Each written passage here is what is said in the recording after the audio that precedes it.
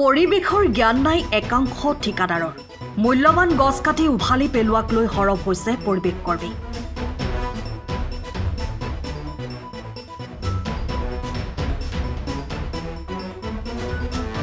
অতি শীঘ্ৰেই প্ৰশাসনক কঠোৰ ব্যৱস্থা ল'বলৈ আহ্বান। তিনিচুকীয়া চিভিল হাস্পতালৰ সমীপৰ বহু বছৰ পুৰণি গছ উভালি গছৰ ডাল ভাঙি অনিষ্ট কৰিছে এটা ঠিকাদাৰী প্ৰতিষ্ঠানে।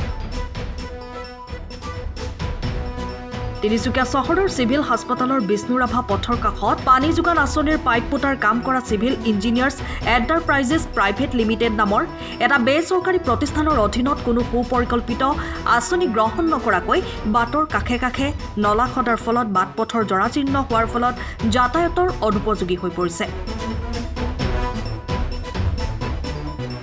উল্লেখযোগ্য যে চিভিল হাস্পতালৰ বিষ্ণুৰাভা পথৰ কাষে কাষে ৰাইজৰ লগতে হাস্পতাললৈ অহা ৰোগী আৰু ৰোগীৰ সুবিধা হোৱাকৈ এক সুস্থ পৰিৱেশ সৃষ্টি কৰাৰ বাবে পৰিৱেশ সুৰক্ষা সমিতিয়ে যোৱা 15 বছৰ ধৰি গছপুলি ৰোপণ আৰু প্ৰতিপালন কৰি গছপুলি ডাঙৰ কৰি এক সুন্দৰ পৰিৱেশ সৃষ্টি কৰিছে। কিন্তু দুৰ্ভাগ্যজনক বিষয় যে উক্ত ঠিকাদাৰী প্ৰতিষ্ঠানটোৰ পৰিৱেশৰ জ্ঞান নথকা কৰ্মৰত কৰ্মচাৰীবিলাকে গছসমূহৰ সুৰক্ষা প্ৰদান নকৰাকৈ যধে মধে নলা খান্দি বহু ডাঙৰ গছ উঘালি পেলোৱাৰ লগতে বহু গছৰ ডালসমূহ ভাঙি পেলোৱা পৰিলক্ষিত হৈছে। এই ঘটনাটোৰ বাবে পৰিৱেশ কৰ্মী তথা পৰিৱেশ সুৰক্ষা সমিতিৰ কেন্দ্ৰীয় সভাপতি ঋতুৰাজ বৰুৱাই তিনিচুকীয়া জিলা প্ৰশাসনক কঠোৰ ব্যৱস্থা ল'বলৈ আহ্বান জনায়। নহ'লে ৰাইজৰ সহযোগত গণতান্ত্ৰিক আন্দোলনৰ কাৰ্যসূচী হাতত ল'বলৈ বাধ্য হ'ব বুলি উল্লেখ কৰে। কেইমাহমানৰ পৰা তিনিচুকীয়া চহৰৰ বিশেষকৈ বৰলৈনগৰ, চলিহানগৰ, শ্ৰীপুৰীয়া, বৰপথাৰ, জ্যোতিনগৰ বিভিন্ন অঞ্চলত চিভিল ইঞ্জিনিয়াৰ্ছ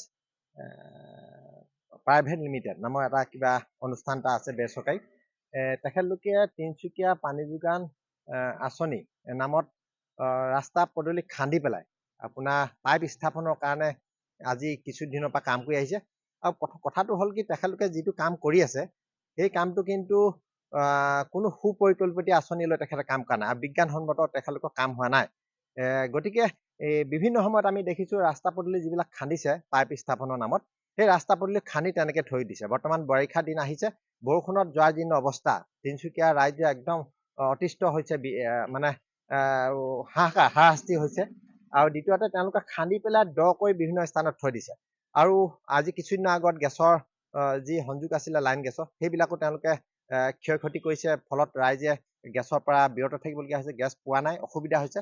আৰু দ্বিতীয়তে এতিয়া বৰ্তমান আৰু এটা গুৰুত্বপূৰ্ণ বিষয় হ'ল যে বৰ্তমান সময়ত আমাৰ যিটো আমাৰ বিষ্ণুৰাভা পথ চিভিল হস্পিটেলৰ নিচেই কাষতে থকা যিটো ৰাস্তা, সেই ৰাস্তাটোত আমি পৰিৱেশ কৰ্মীসকলে যোৱা 15টা বছৰ এই চিভিল হস্পিটেলত যিসকল ৰোগী আহিব, ৰোগীৰ লগত যিসমূহ অভিভাৱক আহিব, সেই অভিভাৱকসকলৰ গৰমৰ দিনকেইটাত সকাহ দিবৰ কাৰণে, পৰিৱেশ প্ৰদূষণ নিয়ন্ত্ৰণৰ কাৰণে, পৰিৱেশ এখন সুস্থ পৰিৱেশ দিবৰ কাৰণে আমি 15 বছৰ পৰিৱেশ কৰ্মীসকলে কষ্ট কৰি এই গছবিলাক আজি ডাঙৰ কৰিছোঁ। কিন্তু তেখেতলোকে পানী যোগান আঁচনিৰ নামত, পাইপ স্থাপনৰ নামত আজি যধে মধে খান্দি ৰাতি চোৰৰ দৰে সেই কিছুমান মানুহ পঠিয়াই দিয়ে আৰু ইয়াত নলা যধে মধে খান্দে।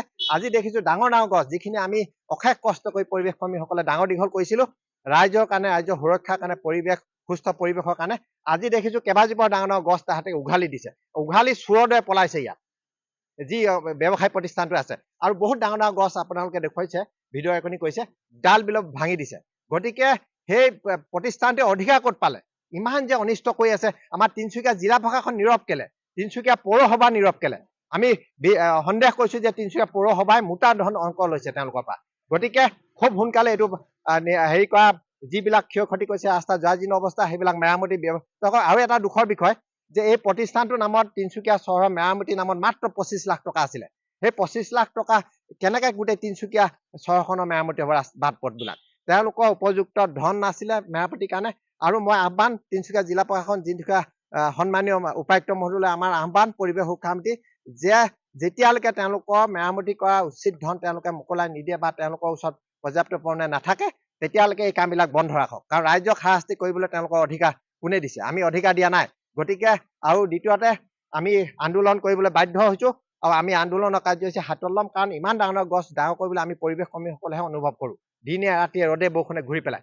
গতিকে তিনিচুকীয়া উপায়ুক্তক আহ্বান যে এই কামবিলাক আহি তেওঁ আহি নিজে আহি যাতে নজৰ দিয়ক, নিজে আহি চোৱা চিতা কৰক।